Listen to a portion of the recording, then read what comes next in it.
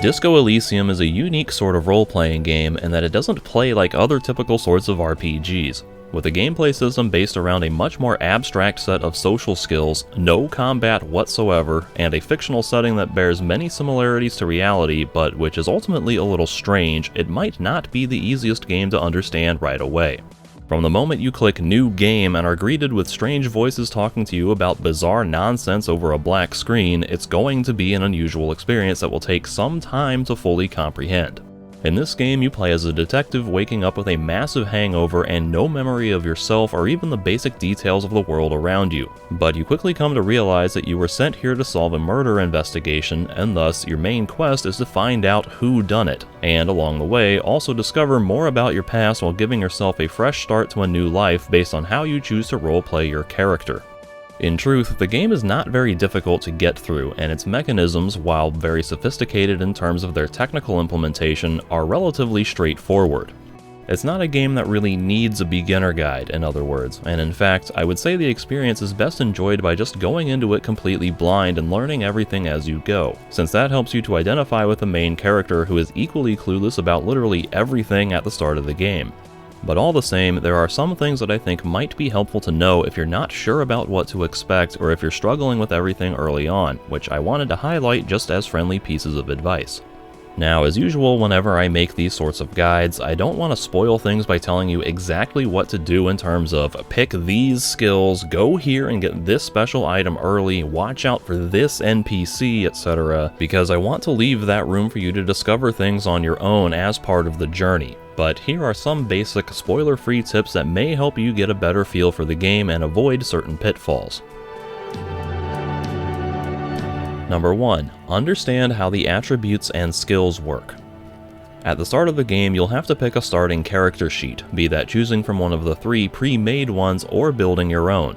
For a first playthrough, it can be a little daunting trying to make your own since the skills are very different from what you're probably used to in other RPGs, so it might be hard to get a sense of what to actually expect with certain configurations. And while the game does provide ample descriptions for things, it can still be a lot of information to take in up front. So if you feel confused or overwhelmed trying to read through all of that, it's not a bad idea to just pick one of the pre-made builds and roll with it, so you can skip right to seeing how things actually work in practice. Still, you should understand that these starting configurations are extremely important for shaping your character, since they will determine how you literally perceive the world and what options even exist for you to choose from when it comes to dialogue and other active choices.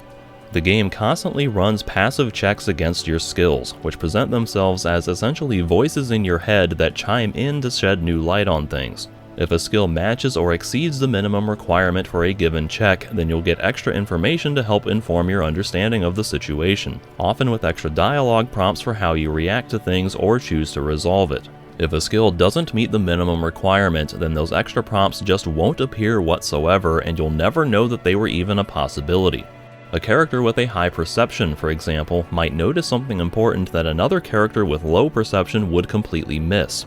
There are additionally active checks for critical actions where you roll 2 6-sided dice to add to your skill level, with higher skills having a higher chance to succeed and thus allowing for alternate solutions to problems. In that way, 2 character builds that focus on different skills will literally interpret and react to the world differently, so it's important to pick a character sheet or starting configuration that matches the way you want to roleplay your character. From the 3 pre-made character sheets, this means that the thinker will be like a Sherlock Holmes archetype, using logical reasoning to deduce what happened based on circumstantial evidence while struggling to relate to other people on an emotional, psychological level. The sensitive will be sort of like Dale Cooper from Twin Peaks, relying on dreams and extrasensory feelings to gain insight beyond the physical evidence, but while sometimes struggling to comprehend basic facts of reality. And the physical will be like Bruce Wayne as Batman, relying on brute force to get into locked places or to get people to cooperate at the expense of other, more delicate solutions. All are completely valid playstyles that will offer a unique perspective on the overall story, and serve as decent starting points for you to jump right into playing without having to fret about setting up a supposedly optimal character build or whatever. As you play, you will gain experience towards level ups which will grant skill points that you can spend increasing your skills, thereby making them more likely to appear during passive checks and also making active checks more likely to succeed. So as you see how different skills actually work in practice, you can start to further enhance the things you want to focus on. Bear in mind, however, that your attributes determine the starting value and maximum learning potential for each skill, so low attribute scores will have a permanent adverse effect on your character's abilities. Having a motorics of 1, for example, will forever limit your ability to perform more agile or otherwise dexterous tasks like sneaking, jumping, or dancing, since you'll start the game with only 1 point of savoir-faire and will only ever be able to train it to a maximum of 2, when you really need to have skills at 6 or more to succeed at more challenging tasks. You can supplement your total skill level by changing your clothes, using consumable substances, or even by committing yourself to thinking about certain thoughts, which may give you a permanent bonus or else raise the maximum learning cap after enough time has passed, during which you usually suffer a minor penalty until finishing that thought. These supplemental bonuses have their own limitations, however, so you can't really rely on them to fully compensate for a low base skill level at all times. The bulk of the skill system happens through passive checks, which work by simply taking your cumulative skill level, which is your base attribute governing that particular skill, plus skill training, and then plus or minus extra modifiers, then adding a fixed value of 6 to it, basically like always rolling a 6 on a single die. A cumulative score of 6 in a passive check is trivial, meaning they will always chime in unless your skill level has somehow gone negative. 8 is easy, 10 is medium, 12 is challenging, and so on, with them going up incrementally from there before maxing out at 20. The highest possible skill level you ever need to achieve, therefore, is 14, with a plus 6 getting you to 20, but these higher level passives are pretty rare. In fact, the most frequent passive triggers are only medium level, meaning you only ever need to get a skill up to a base value of 4 to start triggering most of its passive successes. So in general, I would recommend getting a skill that you want to specialize in to at least 6 so you can start passing challenging checks, which will carry you through the vast majority of the game. From there, you can decide if you want to continue specializing in that skill for better reward opportunities, or spread those points out more evenly to be more of a jack-of-all-trades type who will get more frequent and diverse benefits, but not as many of the positive extremes. If making your own character, you get to choose one signature skill, which will give you 1 free point invested in that skill, in addition to raising the maximum learning cap for all related skills in that same attribute. That can be a useful way to compensate for a lower attribute score where your maximum skill training would otherwise be limited, so don't necessarily feel like your signature skill has to be for your primary focus. You also get to decide how to allocate your own attribute points, with 12 points to distribute among the 4 attributes. If you want to play a balanced character that will let you see the most even distribution of content, then you could put 3 into each attribute, but it's usually worth it to specialize in 1 or 2 fields by setting 1 skill at 5 or 6, or 2 skills at 4. This is because having low skills can lead to unique or interesting outcomes on their own, and it also allows for more replay value since you'll be more likely to see more varied content on a second playthrough by being more specialized. As far as the actual skills are concerned, the game does a pretty good job of explaining what they do and who they're for, so in general I would recommend taking the time to read through them in full, if not at the start of the game, then after you've had a few level ups and are looking to spend skill points. But for a quick breakdown of things with a little more of a practical focus, this is basically how they all work. Intellect skills are based on how smart you are. So logic is your ability to deduce information or connect the dots when a solution isn't immediately obvious. Encyclopedia tells you background information about the world so you can understand and comment on it better. Rhetoric helps you read into subtle nuances in other people's words and craft persuasive arguments of your own. Drama is your sense for theatrics in terms of when someone is lying or pretending and being able to do so yourself. Conceptualization allows you to understand abstract ideas, appreciate art, and see beauty in the world. And visual calculus lets you recreate what happened at a crime scene.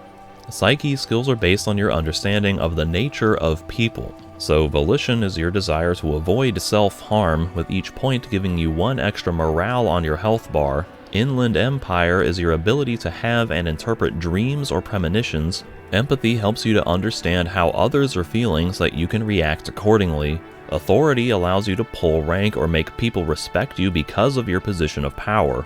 Esprit de corps is your understanding of cop culture, which will help you to know what your partner Kim is thinking and provide extra insights into the police force.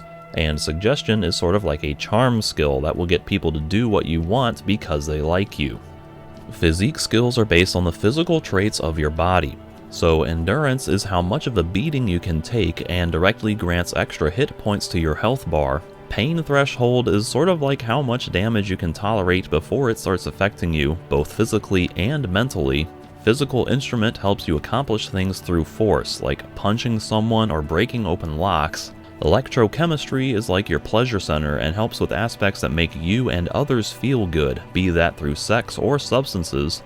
Shivers is like your ability to sense the streets in terms of knowing what goes on in the world around you and feeling that through a sort of instinctive reaction. And half-light is your fight or flight response, which helps you to know what to do in extreme situations where an action may be required.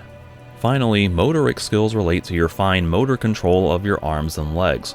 So hand-eye coordination will help you aim your weapon or catch things that are thrown to you. Perception allows you to see, hear, feel, taste, and smell things, and also determines what things in the environments you can even interact with by pressing the tab key.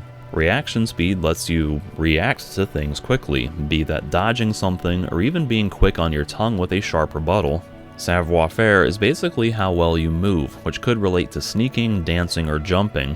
Interfacing is your ability to interact with machines like control panels or mechanical devices and other such tasks that require fine control of your hands and fingers. And composure is your ability to stay calm under pressure, like not sweating when you're nervous or keeping a straight face. All of the skills are pretty well balanced, and so there's no obvious benefit to picking one skill over another. Just pick stuff that sounds fun to you or that otherwise fit the mold of the particular type of character you want to play. The main exception to this is that skills like Shivers and Inland Empire are both pretty unique for an RPG like this, since they give you deeper insights into the realm of the metaphysical or supernatural, while skills like Encyclopedia and Conceptualization can be huge experience point generators if paired with the right thoughts. But again, I don't want to encourage specific builds, so I'll leave that for you to figure out for yourself. Number 2, be mindful of how you roleplay your character. In addition to your attributes and skills, the game will also keep track of various options you pick in dialogue, which will determine your political alignment as well as your capo type and other such things. These stats are normally viewed from a side panel in your journal, but you won't be able to see these stats at first until you find your police ledger, which is somewhere near the dead body outside the Whirling and Rags hostel, and after you learn how to decipher the coded markings on it, which you can do by asking your partner Kim about it. Once you unlock this aspect of your journal, you'll see various statistics for things like Superstar Cop, Apocalypse Cop, Sorry Cop, and Boring Cop. These show how many times you've selected dialogue options that correspond to one of the 4 primary capo types, a play on the word archetype, all of which should be self-explanatory in context, but there are additional subtypes you can embody, like the Honor Cop as depicted by your Honor stat, basically how many times you pick the most honorable choice, as well as other things like being an Art Cop or Hobo Cop, which aren't explicitly tracked through the journal system but do manifest themselves as thoughts, which are another way that you can specialize your character by spending time and skill points committing to certain thoughts and ideologies. Similarly, the communist, fascist, ultra-liberal, and moralist stats track how many times you pick dialogue options that relate to one of the 4 political alignments. These should also be fairly easy to identify in dialogue, but in very loose terms, communism supports the common working class population who are perceived as being oppressed by the ruling class. Fascism supports the old monarchy and the way things used to be under one ruler before Revachol was taken over by foreign control. Ultra-liberal supports self-interest and independence to pull yourself up by your bootstraps through entrepreneurship. And moralism is sort of like the game's none of the above option, which disavows extreme ideologies in favor of maintaining the current status quo, but with measured, incremental progress from all sides towards achieving a more idealized system. These stats don't exactly have a huge influence on the gameplay, but they unlock new thoughts which can influence your skills or else grant you new dialogue options in future encounters. So they're worth keeping an eye on in case there are certain ideologies you want to strive towards. In particular, your political alignment will determine which options you have to choose from when it comes to the political vision quests, which were added in the Final Cut update. These come to you in a dream sequence at the end of your third night, and so long as you have 4 points in any political field, you'll be able to opt into that as a special quest, which will explore that ideology in more practical terms. You can only do 1 political vision quest per playthrough, however, so keep that in mind. Finally, we have the good cop, bad cop stat, which is basically a representation of Kim's opinion of you, with you gaining or losing points based on what you do in his presence. Higher numbers are better, and it can actually go negative. Mostly, he's concerned about how professional and effective you are as a police officer, so solving problems, looking out for the well-being of Revachol, and being respectful towards others will get you positive points, but taking bribes, consuming substances, and doing anything that will otherwise ruin the image of the police force will get you negative points. Personal matters will also affect this score, like if you make fun of him or support him or whatever. In general, this isn't something I'd explicitly worry about since it mainly affects flavor text and offers slight modifiers to a few active checks, but as with everything else, it's helpful to have an idea of what these numbers actually represent. Number 3. Don't be afraid to make mistakes. Overall, Disco Elysium is extremely balanced and lenient in allowing for all kinds of ways to progress the game forward, even in spite of players failing important checks or using seemingly weird, unconventional builds. The whole point of the story, after all, is that the main character has lost his entire memory of himself and the world around him, so it's expected that you will struggle with certain tasks or otherwise make a fool of yourself at certain times. The game compensates for this by making failure a core part of the gameplay, usually with ways to mitigate those mistakes after the fact, or else by incorporating them into the story as an alternative way forward. Skill checks, for instance, are a little different from what you might typically expect from an RPG, in that failing one isn't just about putting up a roadblock that prevents you from advancing down that particular path. Instead, the game allows you to come back and retry most failed skill checks, at least the ones that are highlighted in white in the dialogue window, after investing a skill point to improve that skill, thereby opening the check back up and also improving your chance at success in the process.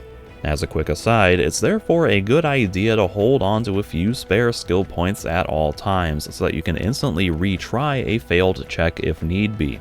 This gives you more opportunity to avoid being locked out of optional avenues, and also reinforces the narrative concept of your character getting his life back together by being able to come back and succeed at earlier failures after sufficient time and skill training has passed. Red skill checks, however, cannot be retried. These ones are usually more important for the story or else have more elaborate outcomes, but it's always handled in a way that allows the game to continue forward in some capacity regardless of whatever happens. But no matter whether a skill check can be retried or not, some failures will actually lead to an arguably better outcome, whether that be by giving you a more practical reward for your efforts, such as if the person takes pity on you, or else with the game telling a more interesting and amusing story based on your character's bumbling ineffectiveness.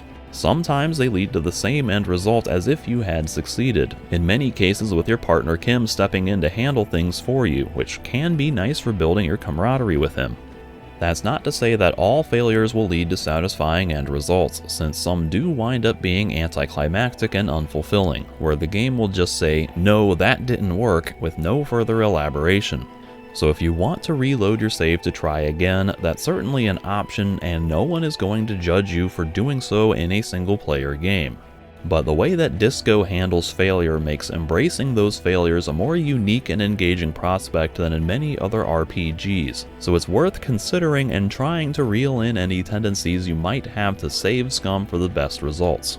On a similar level, there are no wrong choices to make when it comes to the story or how you resolve certain quests, since everything in the game will ultimately play a role in telling your character's unique story or shaping the events of the world around you.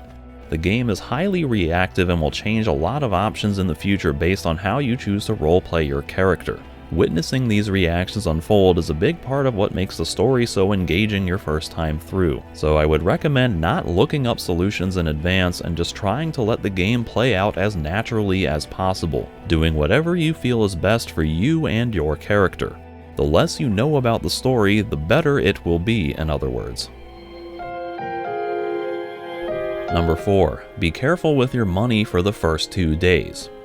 The game has an economy system where you will earn income, called real, which you can gain from various sources, be that just finding spare change lying around, or selling items at the store, or taking bribes or payment from completing quests. This money can then be spent in shops to buy clothes which will boost your skills, or to buy substances that will enhance your attributes temporarily or else restore damaged health and morale, or to buy books and games which can help you pass the time or learn more about the world. An important caveat to this is that you have to pay for lodging in the Whirling in Rags hostel each night for at least the first 2 nights. The game doesn't let you sleep anywhere outside, and if you don't have enough money to pay the manager for your room by the end of the day, then you will literally be unable to progress in the game. It is possible, therefore, to back yourself into a corner and get completely stuck if you spend all your money before paying for your room each night, or if you just don't earn enough income to pay for it in the first place. The first night is going to be the most expensive, since you already owe money for multiple unpaid nights, damage to your room, and drinks you've charged to your tab. You can negotiate the price down with various skills, but it's probably still going to be hard to pay it off that first night. If you wait until 2200, your partner Kim will offer to help by selling some contraband to cover your costs, but you'll be completely on your own for the second night when you'll have to pay 20 real, so make sure you save at least that much for your second night. If you're struggling for cash, bear in mind that there are multiple ways to earn money. If your skills are high enough, you can just ask for money from various people, with Joyce, the Wild Pines Company representative, and Everart, the Dockworkers Union representative, offering the most substantial sums if you're able to pass their checks or else are willing to take their money, knowing that they represent the 2 most relevant sides of the murder investigation that you're there to solve, and thus may or may not have ulterior motives in giving you money. Otherwise, you can find plenty of money just lying around if you explore thoroughly and press tab to highlight interactive things in the environment. What you can find is based on your perception, so with higher perception you'll find more stuff, which means more cash most likely. Some containers are locked, represented by a gray outline. In that case, make sure you have the pry bar equipped, which you can get from the toolbox in Kim's vehicle. West of the Whirling in Rags, down the steps from the bookstore, you can find a yellow trash bag which you can use to collect empty bottles from trash cans or else just lying around the streets. These bottles likewise get highlighted by the tab key, but not with a green outline, so they're a little harder to spot. These you can trade in at the Frit convenience store, east of the Whirling in Rags, for 10 cents each. It's a fairly small amount, but every bit helps. At the pawn shop down the road south towards the drawbridge, you can sell assorted items that you find, but be careful doing this since some items are useful for quests or various character interactions, so only sell things if you feel confident that it won't be useful to you anymore, or if you're really desperate for money. Postcards are always safe to sell since they serve no purpose other than flavor text. Starting on the 3rd night, once the water lock has been repaired to let you access the coast on the western side of the map, you will no longer have to pay to sleep in the Whirling in Rags, since you'll be able to sleep in a shack in the small fishing village for free. It's pretty easy to find and just requires that you talk to the old woman washing clothes outside, at which point it's your choice if you want to sleep in the shack or continue paying Gart each night to stay in the Whirling in Rags. Number 5. Time of day matters, but there's no time limit.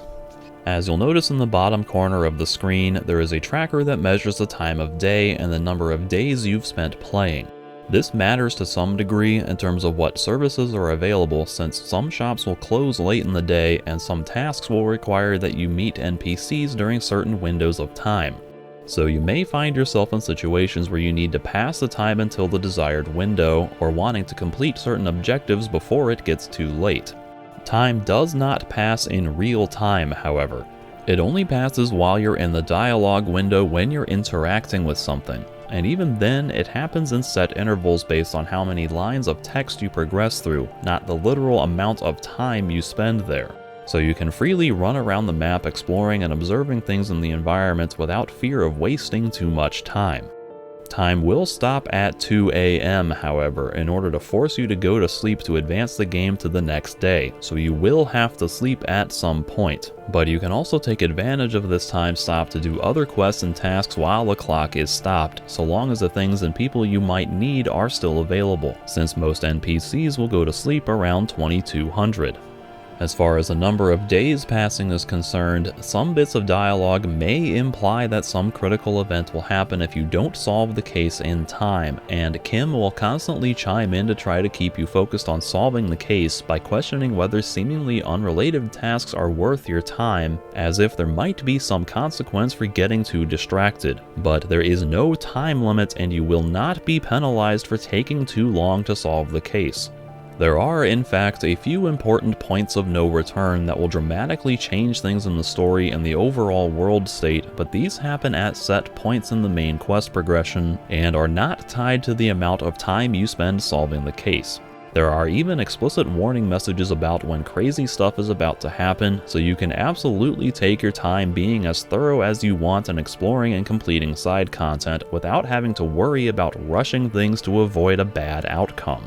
The only way in which the number of days matters is that the water lock, which acts as a bridge to cross into the coastal region of the map, will remain inoperable for the first 2 days, and so you can't access the other half of the map until day 3, which affects how much exploration you can do and how many quests you can actually solve in those first 2 days.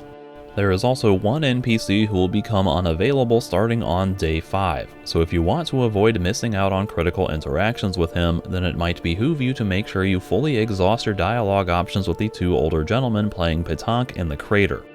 Otherwise, you really don't have to worry about the time too much. If for some reason, however, you do need to pass the time, the easiest way to do so is by reading something, either books that you find or purchase somewhere, or else by reading case files from your ledger. You can also sit on benches to pass the time, but only if Kim isn't with you.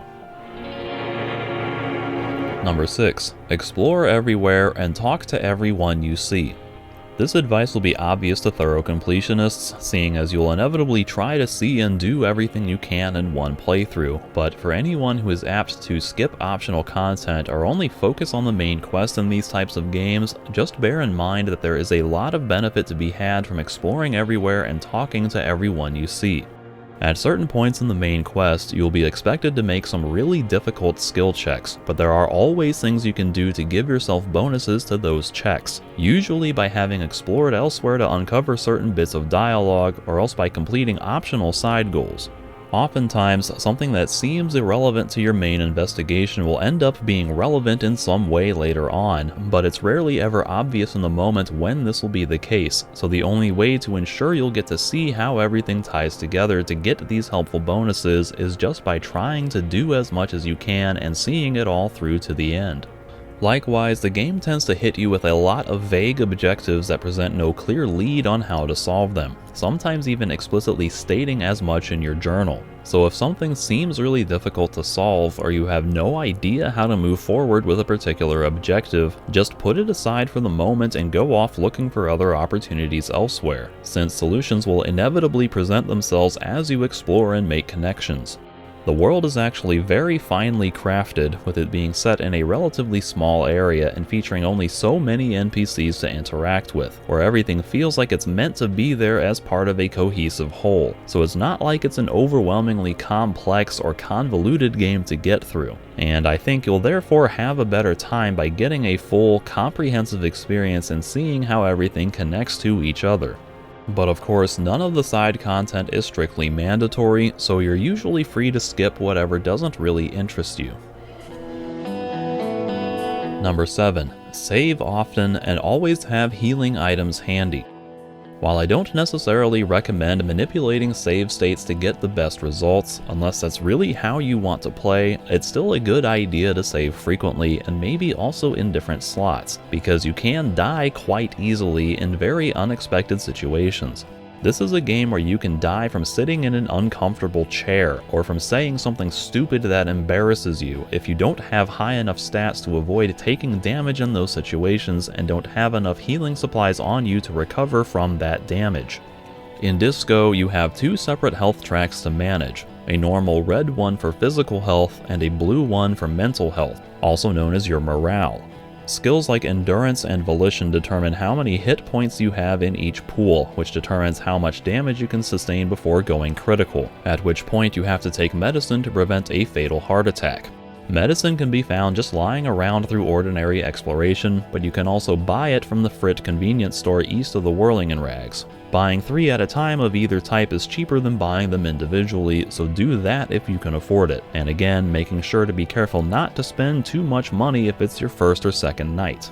And make sure you always have at least 2 or 3 on you, because some situations can hit you with multiple rounds of damage in a row.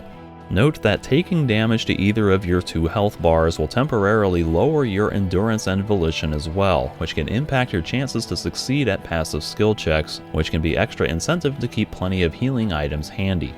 It is also possible to run into game over screens based on narrative decisions you make, where doing the wrong thing can cause you to lose instantly, at which point your only option is to just reload a save and do something different. So you want to always have a backup save from not too long ago, just so that you don't lose too much progress when and if these situations occur.